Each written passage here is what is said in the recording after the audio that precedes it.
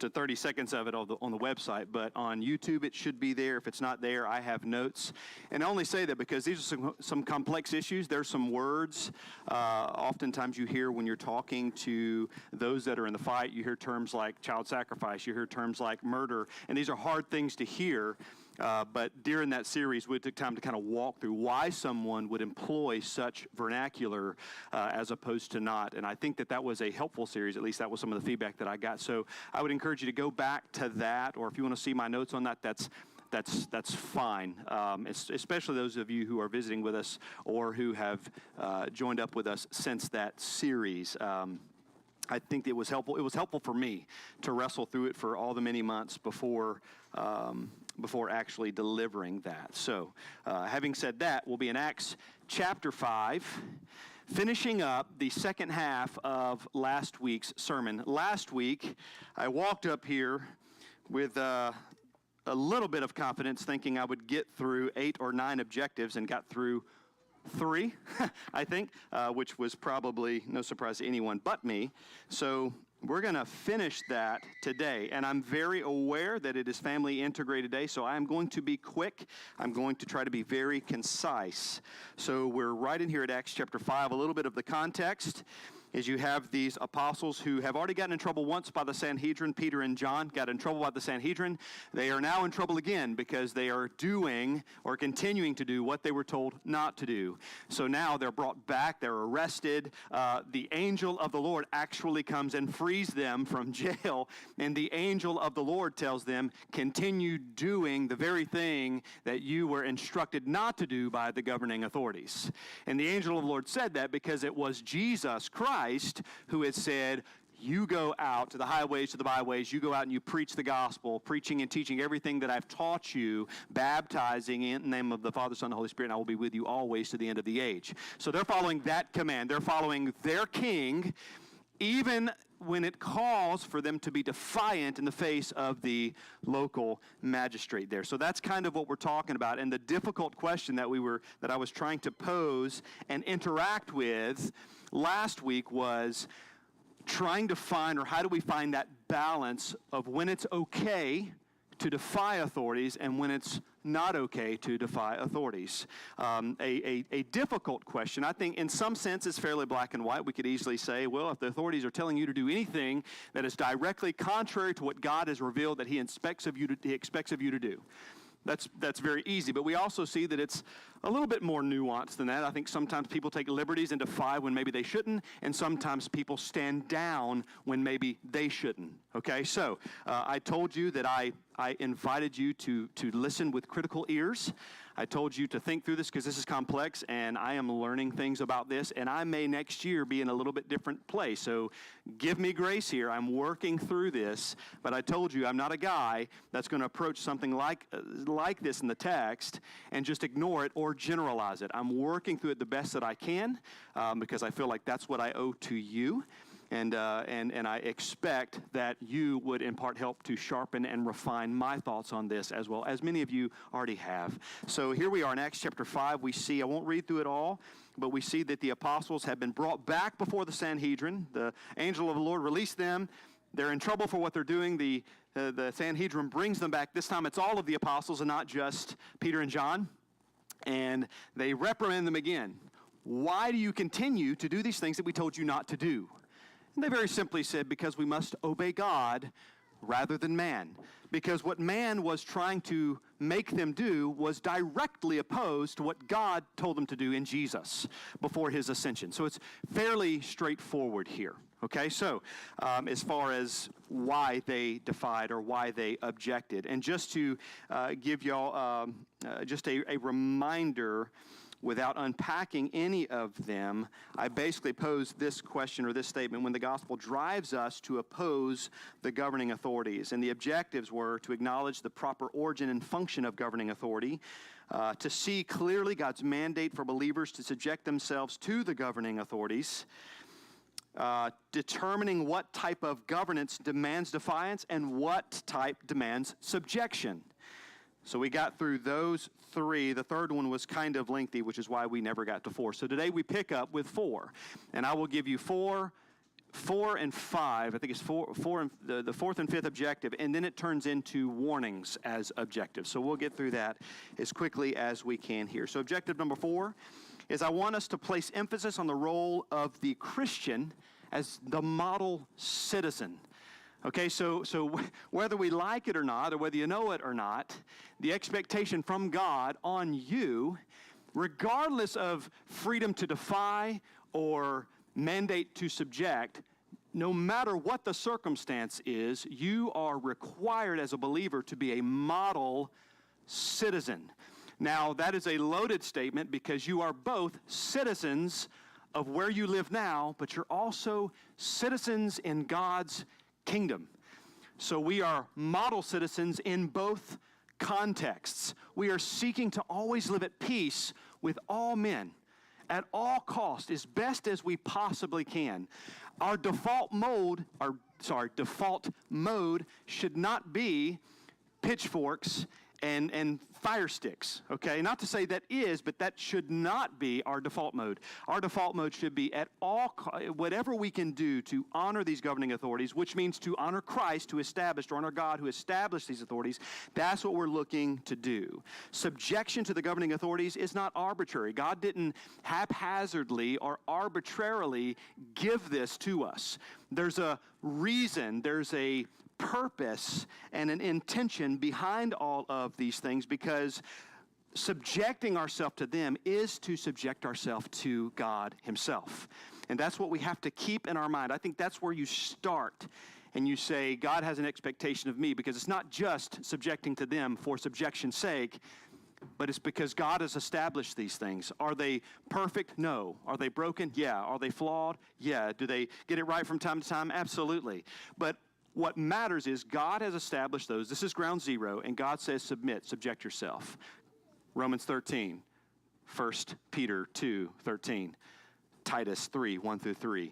He says you need to subject yourself. And again, they have their different context. I get that, but I don't think anyone can deny that there's an expectation on the believer to be a person who is subjected ultimately to the kingship and the lordship of Christ.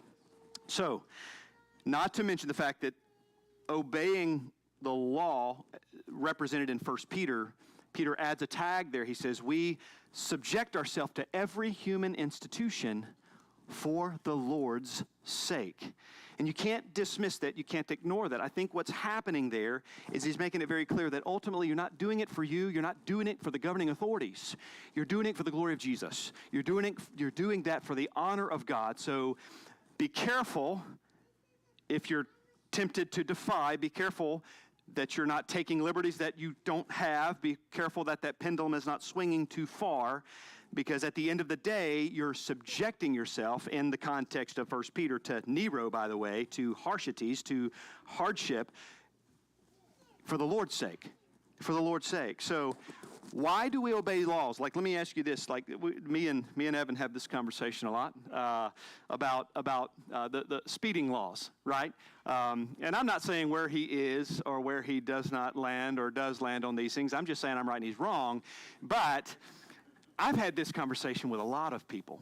There are a lot of people who really, truly wrestle with, and this is just a conversation. I'm not saying he's a speed demon or anything like that, but okay, haven't been pulled over in 7 years. There you go. You feel vindicated now? Thank you. So you're not sitting in the front row anymore because you're going to talk during my sermon. So the laws are there. You got the speed limits, right? But what if they're not enforced? What if you got cops zipping by you? You know, if it's 50, they're going 60 and 65, not chasing anybody. They're just, whatever. And so there's a camp that says, well, if it's not enforced, do I have to hold to that? Or if it's some archaic law, like the state of South Carolina says it's illegal, or it used to be on the books. I don't know about now. I haven't done that research, but I know it was there, that it's illegal to spit on the sidewalk in the state of South Carolina, right? Do I think that's a silly law? Yeah, pretty much. Is it the worst thing to spit on the sidewalk? No. But is it the worst thing for me to step 1 foot over and spit on the grass? No. Is it the worst thing for me to just not spit? No. These are fine things. I can acquiesce to that, right? Whether it's arbitrary, whether it's enforced, but it's on the books, right? So the mindset, I think, I'm not telling you whether to spit on the grass or the sidewalk. I think if the law says 50 miles an hour, we shouldn't go above that. I'm not saying I abide by that perfectly, but let me present a principle here. I think the principle here is we have governing authorities that God has established, and God is a God of order, a God of rule, and subjecting ourselves to these things is to subject ourselves to God. But what we can represent to the world around us is not that we're acquiescing to a government that's seeking to control us all or have this one world order and follow conspiracies or whatever, but we can say, you know what, if by some chance I can represent Christ well in doing this, then I'll choose to do that. Okay, and everybody may not agree with me, but let me read it this way. Instead of creating justifications for not following these laws, perhaps we should look at them as opportunities to show allegiance to the kingship of Christ. That's what I would ask you to consider when we come up to these difficult conversations about laws that seem arbitrary, laws that are on the books, but you're not held accountable to. I get it, it's nuanced, and these are oftentimes very fun ethical discussions. But just to let you know, this is how I've been thinking about this, okay? I see in the scriptures that God says to subject yourself, and I'm like, well, speeding has nothing to do with hindering the gospel. So maybe I should just honor that and therefore honor Christ, right? And not put my fellow man at risk if I'm, blazing down the road. So just a few thoughts there. I think these things, honoring these laws, ultimately point to our allegiance to God. Now, very clearly, if a law says, defy God in this way, that doesn't point allegiance to God, does it? It points allegiance to man in a way that we're not supposed to point allegiance to man. It embraces a rule that embraces a law of the world that is contrary to the law of God. It is something acceptable in man's economy, but not acceptable in God's economy. So that's very clearly something that we would say, no, we must resist for the Lord's sake, just as we subject ourselves for the Lord's sake. We're not just citizens of earth, but we're citizens of heaven, meaning that we are Christ's, and that places an expectation on us, and this is why we subject ourselves. I used this illustration last week. I'll use it again. 1 Peter chapter 3, Peter talks about a very difficult scenario of a wife who is married to an unbelieving husband. It doesn't say how this unbelieving husband is treating her. It's just the fact that they are truly, biblically speaking, unequally yoked. Okay, so they are, because the scripture says it over and over again, let no children of light should not be married with children of darkness and all of these kind of things. But the instructions given to this woman, who is under the leadership of a man that not only leads her as God would intend, but he doesn't know God at all. But the instructions for this woman are, win him with your words, win him with holy living, win him by doing what's right. Win him that way. As a matter of fact, in the same book, close to the same context, you've got Peter, or the same context, Peter saying, hey, submit to governing authorities, every human institution, and he says, so that by doing good, you may silence the ignorance of foolish men. Okay, so there's a reason behind these things. So I look at these laws that aren't defying God, that aren't defying God's law. They might seem arbitrary or not even enforced, but I look at it as I'm doing this for the Lord's sake. I'm subjecting myself for the Lord's sake. So Christians represent the kingship of Christ when we submit ourselves to authorities because we realize three things. First of all, we realize that it honors Jesus when we do that. Okay, it honors Jesus when we honor what he's established. Okay, it honors Jesus. It recognizes that God is the highest magistrate and all others answer to him. And then it shows the world that we are kingdom citizens first. We are kingdom citizens first. And that kingdom citizen is also expressed when we say we must obey God rather than man. When man tends to usurp or try to usurp God in his laws. Objective number 5, to show our role in holding the governmental authorities accountable to the one who established their office. This is one that I wrestled through for a long time because for me, in my mind, there was such a separation between church and state. In my mind, I have a tendency towards the fatalistic. Some of you know me well enough to know that I'm like, it's all burning, it's going downhill fast. I'm prone to wander that direction, thinking, hey, the Lord's going to come, he's going to do all that, and I believe it. He's going to remedy things, he's going to fix what's broken, he's going to make right that which was wrong, he's going to it's going to be great. But I think in the process, it's all just toppling out of control, right? And that view is not shared by some of our post-mill guys, but that's okay, right? You got optimist in me. However,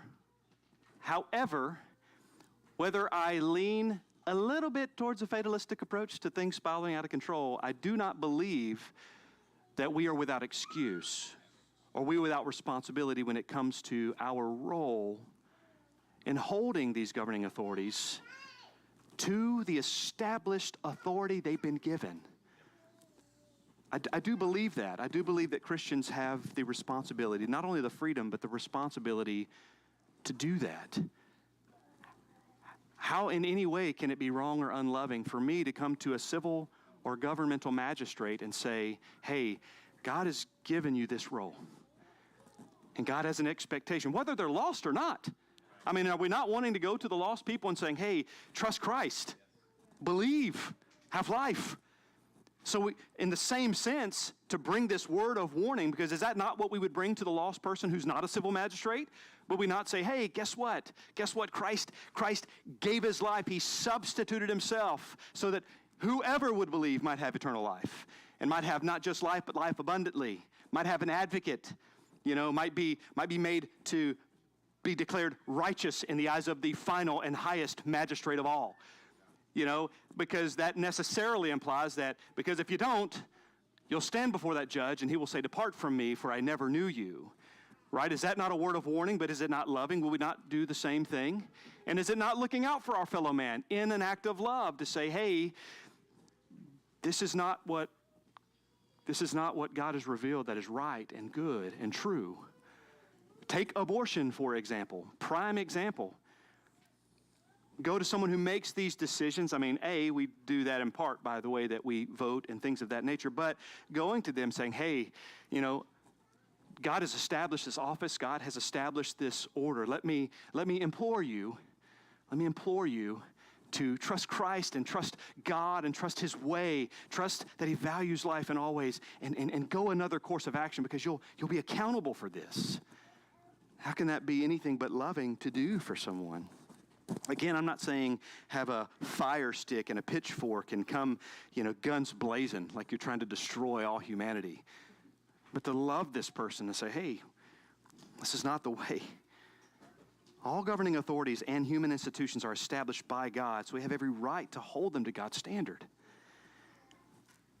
One theologian said it this way: unfortunately, in today's culture, separation of church and state means separating state and God. As if the state and the government were unanswerable to no one but themselves. State and government were answerable to no one but themselves. As if the government didn't have to respond to God. But God monitors governments. God raises them up and brings them down. Every human government is accountable to God and is accountable is accountable to maintain its affairs with justice and with righteousness. When the government is no longer acting justly and no longer protecting life, sanctioning abortions, for example, then it is the task of the church to be the prophetic voice, to call the state to task and tell the state to repent and do what God commands it to do. That's R.C. Sproul. What could be more loving than warning those authorities that they will answer to God for poor leadership, for an overstep, for an overreach, for a misappropriation of what God has established?